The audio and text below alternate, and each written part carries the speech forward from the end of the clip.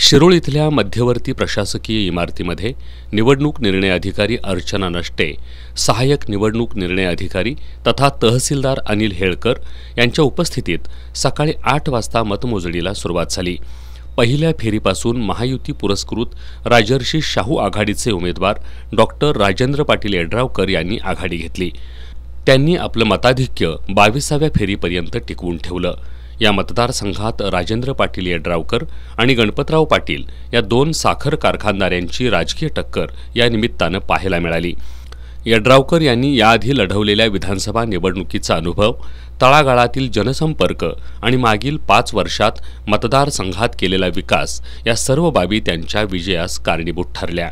विजयाचा कल यड्रावकर यांच्या बाजूने येताच त्यांच्या समर्थकांनी गुलालाची उधळण करत फटाक्यांची आतषबाजी केली आणि मोटारसायकल रॅली काढून गावागावांमध्ये जल्लोष केला।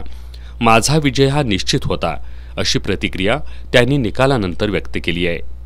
आज विजय होणार होता हे नक्कीच होतं।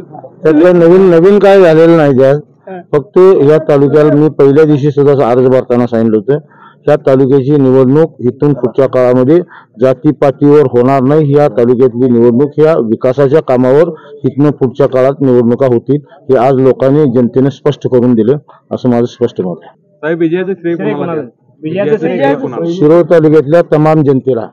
या निवडणुकीत राजेंद्र पाटील यड्रावकर यांना 1,34,630, काँग्रेसचे उमेदवार गणपतराव पाटील यांना 93,814 तर स्वाभिमानी शेतकरी संघटनेचे उमेदवार उल्हास पाटील यांना 25,010 मतं पडली।